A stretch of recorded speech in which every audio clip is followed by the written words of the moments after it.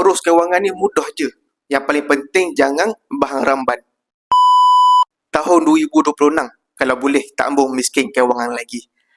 Tahun baru, azam baru. Tahun lepas kalau target nak simpan 10,000, tapi hujung bulan hanya tinggal kenangan.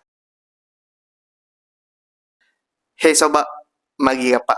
Saya nak share 3 asas kewangan yang kita boleh praktik pada tahun 2026.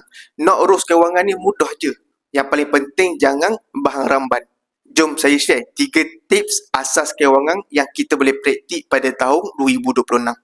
Yang pertama, dapat gaji, jangan bayar hutang dulu, jangan belanja dulu.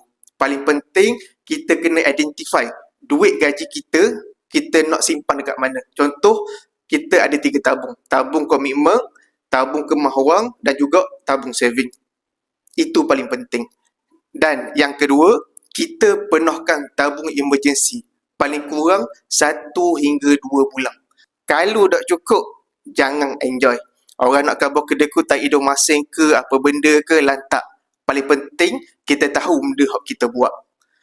Yang ketiga, simpan dulu baru belanja. Ini bukanlah trik hebat, tapi ini adalah old trick. Kalau boleh, dapat saja gaji, kita simpan dulu. Nak simpan kat mana? Kalau tanya saya, kita asingkan. Paling penting ada simpanan emas. Kenapa saya pilih emas? Emas ni, dia bantu saya untuk disiplinkan menyimpang. Saya dah bantu 900 orang yang ada masalah yang sama. Faham? Tak faham? Baca subtitle.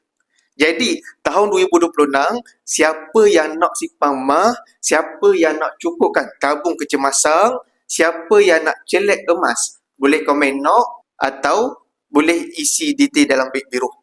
Boleh follow.